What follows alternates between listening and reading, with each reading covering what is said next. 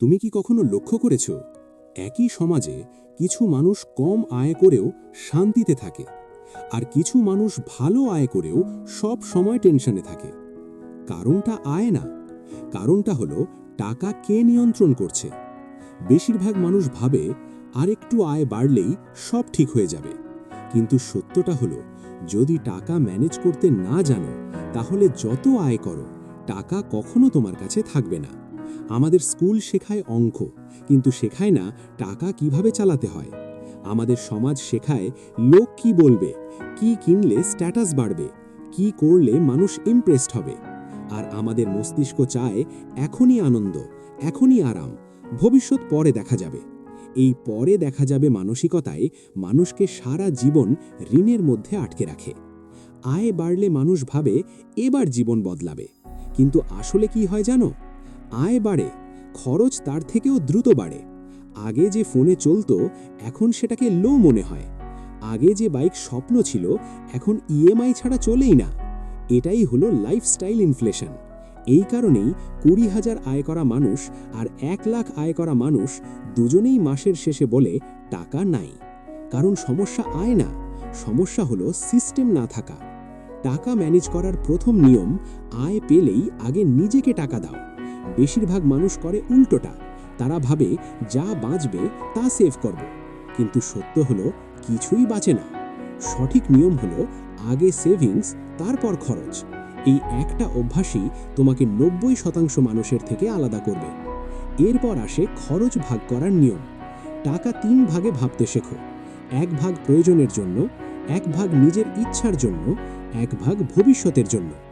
আয় কম হলে শতাংশ বদলাতে পারো, কিন্তু ভবিষ্যতের অংশ শূন্য করা যাবে না। কারণ যে মানুষ ভবিষ্যতের জন্য আজ টাকা আলাদা করে রাখে না, সে মানুষ ভবিষ্যতে বাধ্য হয়ে ভিক্ষা চায় পরিস্থিতির কাছে। এখন বলি সেই ভুলগুলোর কথা যেগুলো মধ্যবিত্তদের কখনো ধনী হতে দেয় না। সবচেয়ে বড় ভুল মাস শেষে সেভ করার চেষ্টা। দ্বিতীয় ভুল ইএমআইকে স্বাভাবিক ভাবা। তৃতীয় ভুল সব টাকা এক জায়গায় রাখা। চতুর্থ ভুল ইমার্জেন্সি ফান্ড না রাখা। পঞ্চম ভুল লোক দেখানো খরচ। ষষ্ঠ ভুল ইনকাম সোর্স একটাই রাখা।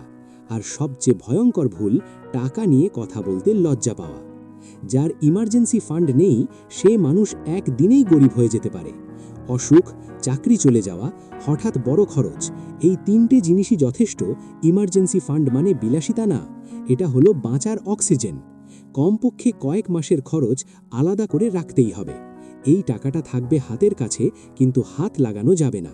এরপর আসে ইনভেস্টমেন্ট মানসিকতা।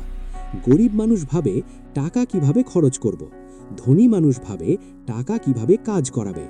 ইনভেস্টমেন্ট মানে বড় অঙ্ক না, ইনভেস্টমেন্ট মানে নিয়মিত হওয়া, অল্প অল্প করে, কিন্তু থামা যাবে না। সময় আর ধৈর্য, এই দুইটা থাকলে কম্পাউন্ডিং এমন কাজ করে যেটা তুমি কল্পনাও করতে পারো না। সবশেষে বলি দৈনিক অভ্যাসের কথা।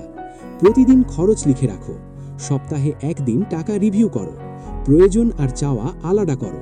হঠাৎ কিছু কিনতে চাইলে নিজেকে 24 ঘন্টা সময় দাও। মাসে অন্তত 1 দিন ফাইন্যান্স শেখার জন্য সময় রাখো। মনে রেখো, টাকা খারাপ না, সমস্যা হলো আমরা টাকা চালাতে শিখিনি। আজ যদি তুমি টাকা কন্ট্রোল করো, আগামী দিন টাকা তোমার জীবন কন্ট্রোল করবে। আজ থেকেই বলো, আমি গরিব মানসিকতা ছাড়ছি, আমি টাকা চালাতে শিখছি।